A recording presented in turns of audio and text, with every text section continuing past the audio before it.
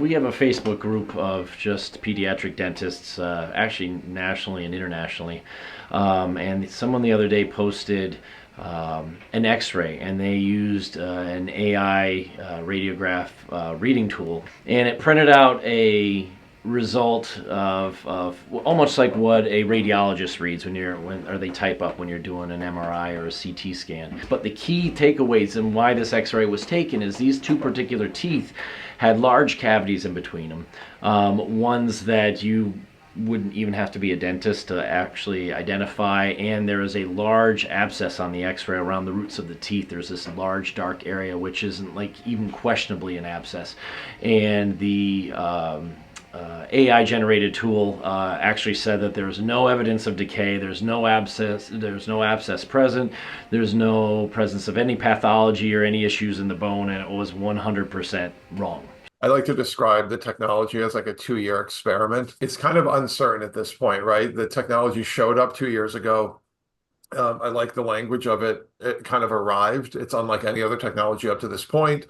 I think that everyone's still kind of in experimental phase. There's no clear-cut expectation on what guidance should look like in schools, what policy should look like. Is it okay for students to use the tool? Should they not be using the tool? Unfortunately, there's use cases where both students and teachers in some cases understand the technology to be a printer.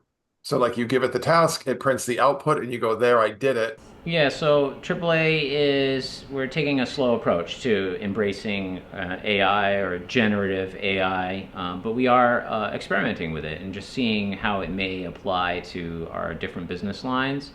So we do have some early access to Microsoft Copilot.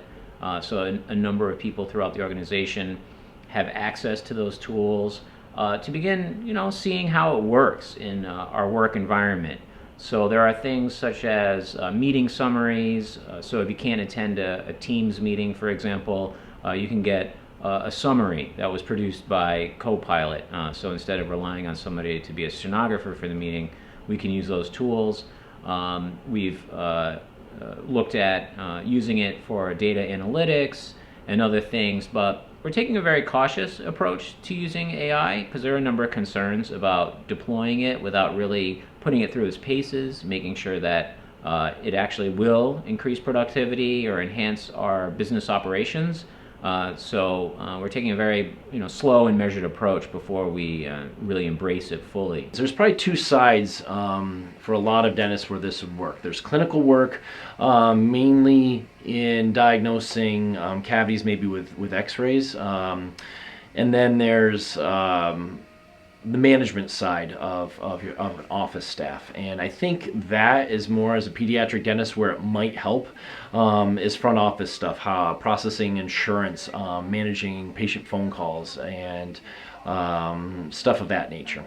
I think that as an adjunct tool, it's good, meaning that you still have a dentist looking, reading x-rays, and interpreting, and AI might add to it. The automotive industry has really been at the forefront of artificial intelligence or machine learning even before people started seeing AI-generated images or text online or even knew what ChatGPT was. So a lot of work has been done and is going to continue in things to improve safety. So advanced driver assistance systems, systems that can examine the road as you're driving and identify risks or hazards and alert a driver before a crash to potentially prevent a crash.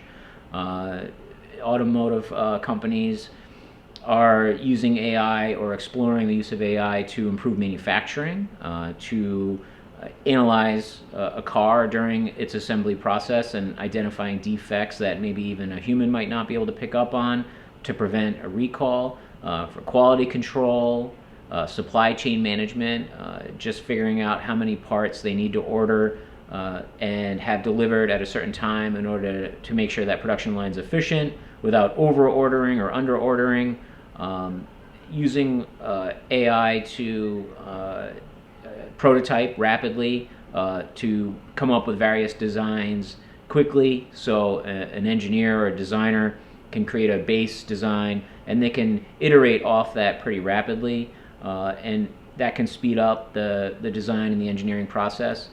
Also, to customize your vehicle inside the cabin. So you can imagine getting into a car and without having to program anything, the car automatically can adjust the height of the driver's seat and the position of the steering wheel and other things inside the vehicle tailored to the driver. So some cars now you can program it the way you want and set your save preset. So if two people share a car, they just push the button and then the seat goes back to that set position. But using AI and advanced machine learning can have those things happen kind of dynamically without as much user input. And then natural conversation in the vehicle. We do have voice to text systems that work pretty well, but they do have limits. So the idea is that at some point you could communicate more conversationally with your vehicle in terms of setting the right temperature or setting a new travel destination and having feedback that makes sense, and spending less time navigating an infotainment system and more time focused on your driving itself. So the automotive industry has really been really at the forefront of that. When you think about autonomous driving or cars that can drive themselves, or even some of the advanced safety systems like lane keep assist or hands-free driving mode in some vehicles, those systems are developed with similar techniques that is the AI that we know of today. So huge data sets, tons of information being put in with special algorithms and coming up with solutions that make sense. So I think that will continue. And then the other thing that the automotive industry will certainly be doing more of, and I don't know if this is really the best use of its potential, but more tailored marketing. So they can pretty much figure out when you might buy a car, target you with specific advertising, figure out what kind of car you might like, and really enhance the marketing and the strategies they use to reach consumers and try to sell them that product. Instead of just putting a traditional advertising out, they can more aggressively go after people that they know are more likely to purchase a vehicle and spend their advertising dollars that way. I think where it can actually hurt dentistry will be when patients really start second guessing their dentists, as happens a lot right now with Dr. Google, shall we say, and getting copies of their x-rays using AI to translate or read this image, and then them not trusting their dentist going by what AI is saying. I think it's an opportunity if used properly. Where it would be a little bit of a threat would be for staff hiring, like I said, front desk staff. I have a lot of staff that rely on me, and I could use AI to replace some of my staff, but I would never want to. However, maybe for startup small offices, it's a way to manage costs. I think it's a threat to some jobs, not dentists per se. I don't see patients being upset by that or alarmed at that. I think if patients start to go to dentists that say, oh, well, AI says it has this cavity or there is no cavity, and dentists aren't using their own knowledge and expertise, that's when I think there might be a level of distrust. We already have different types of software that allow patients to sometimes make appointments and or help file insurances, things like that. This could kind of fill in some of the gaps where we have people doing that work and could open up staff to do more useful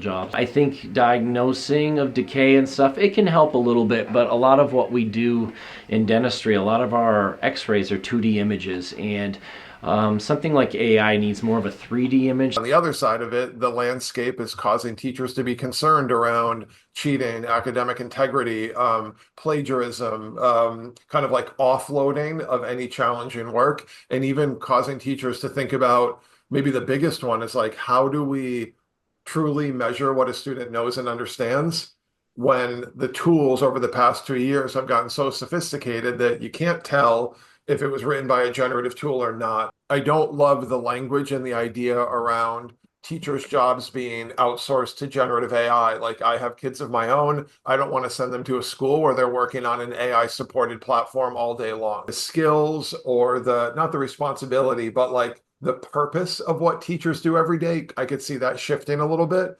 where like you're playing more of a coach, a mentor, like a guide, as opposed to like purely content delivery or like teaching a concept. I think if anything, like it's the time for teachers to experiment with the tools, try to increase their understanding around them, know what they are. Like you can have fear if you don't understand the technology, and if you can understand it and identify like what are the shortcomings of the technology, because there's plenty of them right now, and then what are some of the hugely beneficial sides of it, and if like with increased understanding, ideally you can work right alongside it. One, it's understandable because the narrative in the media is one of like maybe it will impact your job, right? But I think maybe lack of awareness increases the negative perspectives. So I think if you increase the understanding around the technology, then you can remove some of the fear and concern. And the reality is, like, on the spectrum of what our teachers and education going to do, on one side, we can ban it and go, we're blocking it on the network. You can't get access to it. If you use it, it's an academic integrity violation. It's a plagiarism violation, that whole side of things. You can ignore it, which I think is problematic because then like no one's going to understand how to leverage it in meaningful, ethical, moral ways. You can allow it, which is now you're throwing a student into the Wild West. Like, sure, you can use it, but I'm not going to show you how. Like, figure it out. You're younger than me. Like, you're native to this, which I think that's like borderline irresponsible. Or you go, we're going to allow/promote. And by promote, we don't mean use it all the time. We mean use it in ways that are meaningful, that we've identified, where you use it as a partner right alongside you to not offload your thinking. Teachers that are worried, they should be. We're 2 years in, there's uncertainty, but I think increasing your understanding is the key to moving past fear and concern to going, now what are we going to do about it? Any generative tool, ChatGPT, Gemini, Claude, even the tools embedded in social platforms, like there's generative AI in Snap and Instagram and WhatsApp and Facebook. And so the tools are everywhere. Like they've all impacted classrooms. Some of them have impacted classrooms negatively, and then some tools are impacting classrooms positively. But if the technology is neutral, then it's dependent on the user to decide what the impact is going to be. Is it going to be a positive experience for me? Or am I going to outsource my thinking, offload my cognitively challenging work, and then it's a negative impact? The technology showed up. No one really knew how to use it. Teachers had no time to prepare. To me, this becomes way more of like a question around morals and ethics. Does a 17 or 18-year-old have enough like moral stamina to, in the light of this tool, go, I'm not going to use it to punt on my assignment and have it write the Shakespeare essay for me? Like, I believe in my own ability to solve problems. I want to persist through this challenge. And simultaneously, the technology's here. I know how to use it in a way to not offload my thinking, but consider it to be a member of my group that I want to work with, not have it do the work for me. That's hard for an 18-year-old to do. That's hard for a college grad student to do. Like, I'm working with professors at Union College, and they're dealing with the same problems. How do we rethink our assessment to make it valid? How do we get students to understand how to use the tools in meaningful ways and not to just offload their thinking? And that's a challenge for any student of any age to grapple with. Like, obviously, you've never been a teacher, right? So maybe you never had this experience, but it's Sunday night, and I'm thinking, I have class tomorrow. I don't know what I'm going to do. I want it to be a meaningful experience. And now I open up this blank Google document, and I have to get started from scratch. Or I start searching the web and looking for things, and it's not quite what I need, and it's challenging, right? So this tool, if a teacher has a clear vision and clear expectations and clear parameters for what they want, it can help build that for them, and they can jump from 0% blank document to maybe 70 or 80% relatively quickly. For students, again, it comes down to like, can students understand that there's meaningful ways to use it on this like spectrum of do the work for me to don't do anything for me, but help me think more deeply? Yeah, so I think some of the risks we have in our company, before we really roll out the ability to use AI or AI tools across the company, we created a policy in place to kind of address some of those concerns that we have. One major concern would be the fact that generative AI, as it stands today, can be totally wrong or inaccurate. If you just blind trust the results you get after using AI, you could end up with bad information or incorrect information. So there's a lot of manual double checking of that work. Another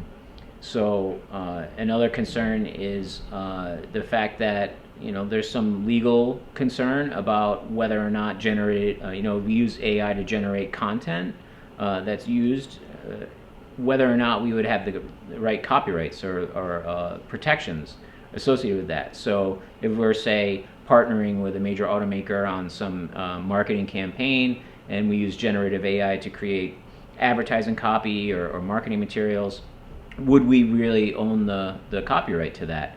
So that could pose problems down the road. And then there's some ethical concerns. We want to disclose to people when we use generative AI for anything that we put out there. People expect to know whether or not something they're seeing or reading was created by a human being or AI. So we need to make sure that we're above board on that. And then a lot of the AI models are, they can have inherent bias in them. So if we're using AI for any purpose, we want to make sure that we're not perpetuating those biases that are built into those systems. The other concern is that, as a member organization, just in the Northeast, we have almost 7 million members. We have a lot of member data. We have, information on our members, and we need to ethically and be responsible for maintaining that data. So we don't want to use an AI tool on customer data or personal information without those folks knowing that we're doing that.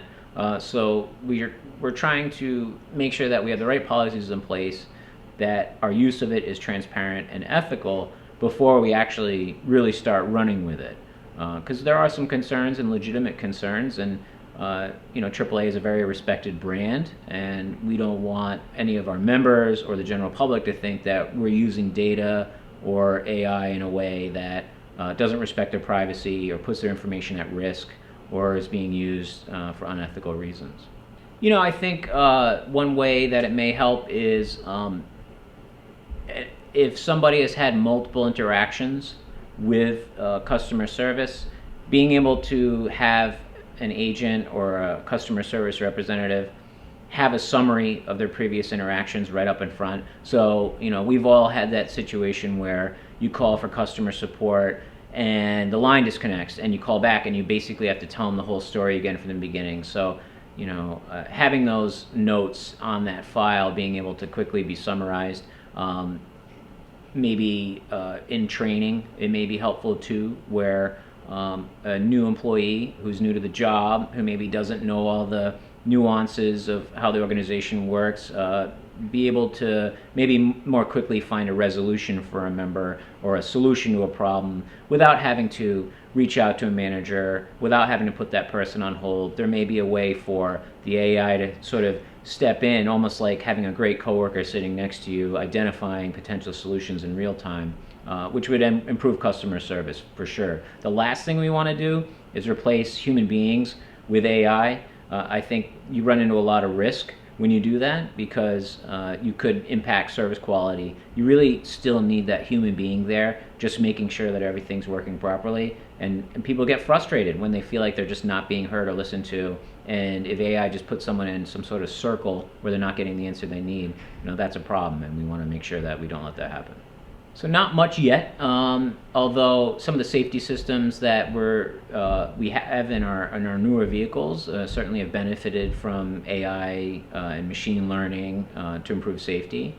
But there is some potential there, and we see some potential for AI helping us plan our routes, determining the correct staffing based on conditions out there, whether bad weather's coming, so we know that we need to have more people on duty, stationed at certain locations, modeling traffic data with weather data, with seasonal demand for our roadside assistance. We know already that on a holiday weekend there's a lot of people on road trips, so we know to staff up already. But really, we could find AI may be helpful in us identifying things that we may not know immediately, that may not be so obvious to us, and optimizing, where do we store our vehicles, where do the employees commute in and out of, how can we streamline our fleet, because we have a very large fleet of many vehicles, and keeping them on the road, keeping them maintained, keeping our electric vehicles charged up, being efficient with our fuel consumption. these are all things that we know the best practices for, but there are times where being able to take all that data that we collect and generate and quickly analyze it may come up with novel solutions to find ways to streamline our operations or improve efficiency. Really the goal would be, can we reduce the wait time that a member faces when they call us for roadside assistance? And the other thing is, some of the technology that we use, many of our members now use our app to call for assistance. They can see the driver on the map and exactly how long it's going to take. There may be opportunities for us to engage with our members using AI in place of humans, but that's something we try to want to not get too far ahead of ourselves, because I think people still appreciate being able to talk to a human being. They don't want to feel like they're only talking to chatbots, but there may be opportunities for us to give information to members that they're looking for and save them the step of maybe having to sit on a phone line or communicate with a person. They could get that information more quickly. So there's a number of opportunities out there, but we want to tread lightly, because anything that affects the member experience is a bad thing. And so in order to make sure that any new technology or service that we use keeps members satisfaction at the top of the list. That really is the goal of any tool that we use. In dental schools, when it comes to, again, talking about the other side of dentistry, the office management style, or office management side of the business, unfortunately, that's one of the weaknesses of dental schools. We learn to become technically and clinically proficient, but business-wise, it's difficult. In education, the concerns that teachers and principals and superintendents have is that, like, students haven't gone through that process yet. And, like, why are you in school? It's not to pass MCAS tests. It's not to turn in homework. It's so you can become like a critical thinker. You can solve problems. You can look at things creatively. Like, all these skills are going to be valuable and meaningful, separate from your history class, your English class. Like, can you read and analyze? Can you infer? All these skills, right? So if you haven't developed all those skills yet, and now this tool emerges that can kind of do a lot of that stuff to some degree, it doesn't understand anything. It doesn't present like a human.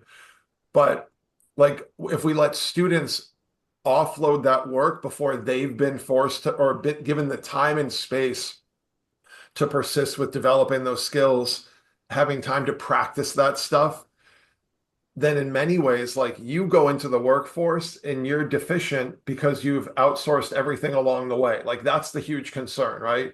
Whereas adults, like, so the technology emerges 2 years ago. You're a sophomore in high school. You still have a few years left of high school. It showed up during your educational experience. It showed up in my adulthood, right? As like a business owner, as a consulting business owner.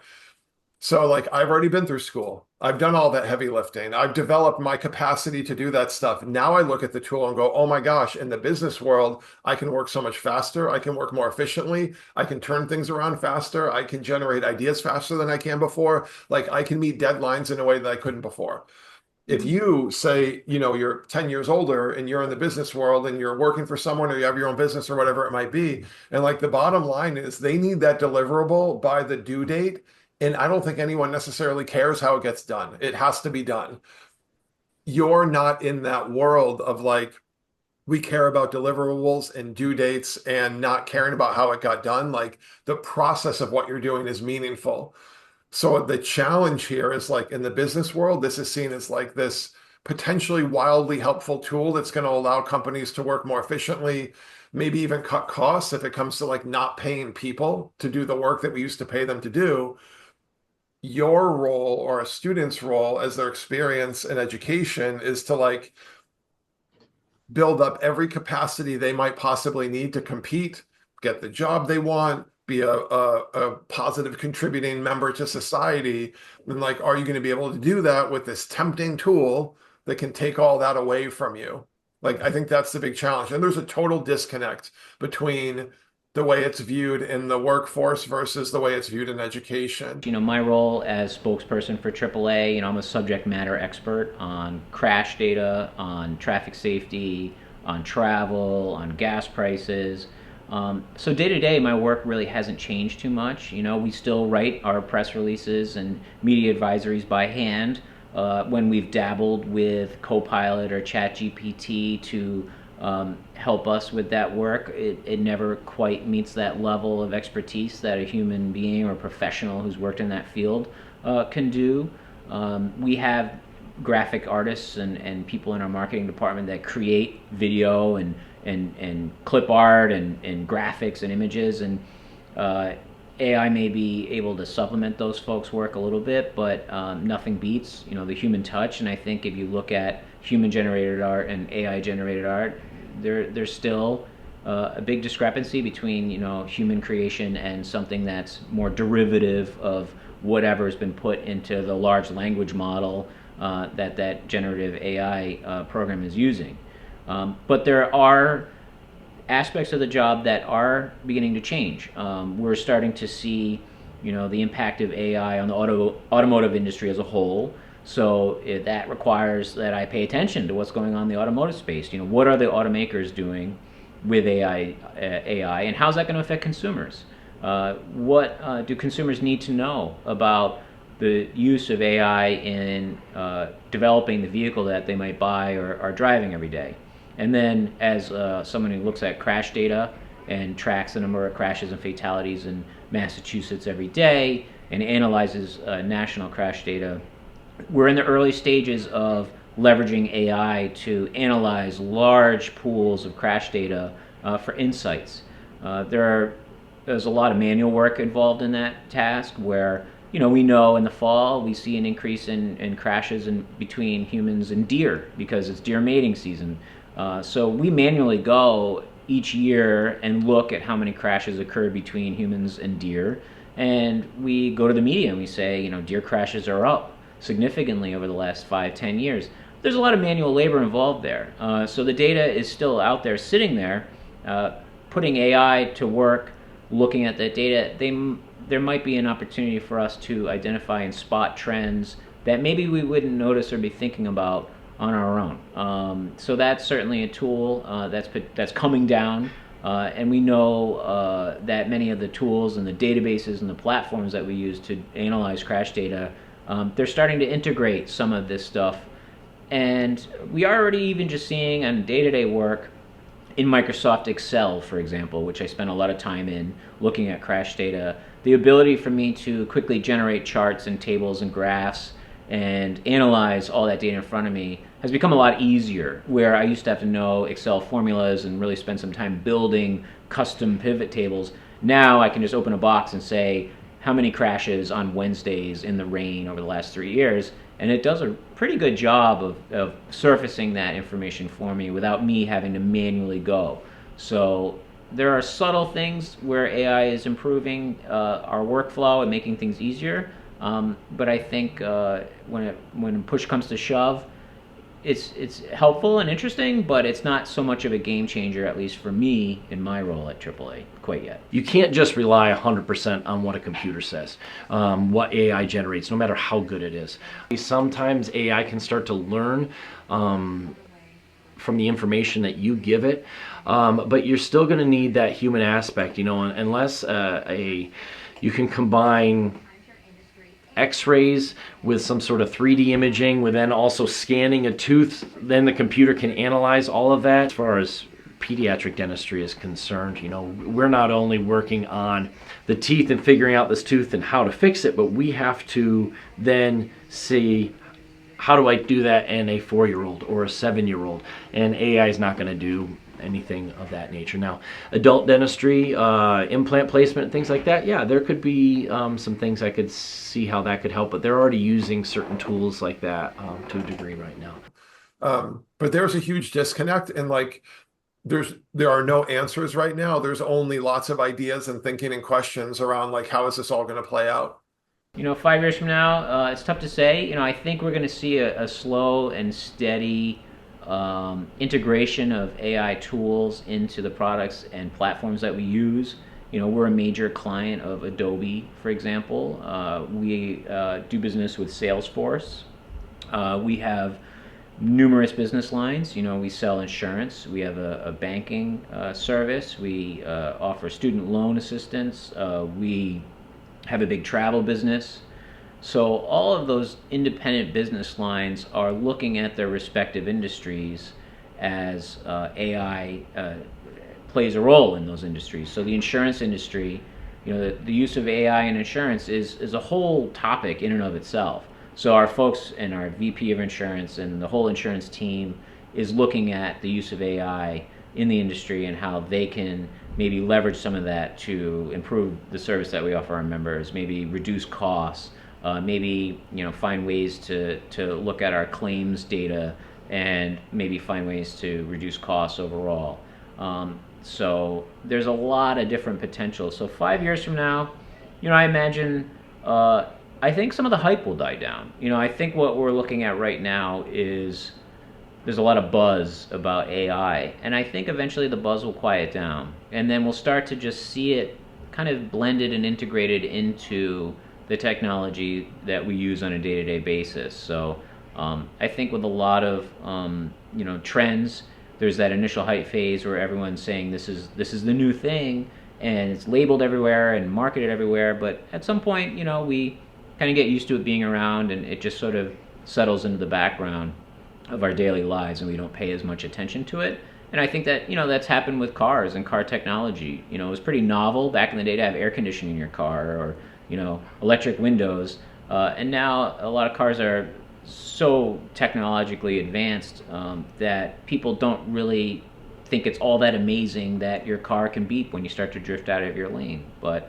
5 years ago, that was still a big deal for many folks. But as time goes on, I think people get comfortable with technology. I think the issue is it improving people's lives? Is it making things easier? Is it making things more affordable? I think the one thing that we encounter at AAA is anything that we do that maybe potentially reduces quality of service or increase costs is something we want to try to avoid. So we need to be careful and strategic about that.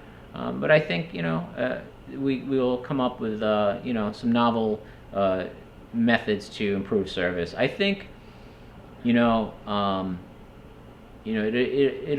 be more subtle. I don't think that we're gonna transform overnight, but I think that we're gonna make use of all sorts of new tools to innovate, which is something that we have to do. Even though we're an organization that's more than 100 years old, we try to stay on the edge of technology and advancements, along with the auto industry and all the different components connected to that.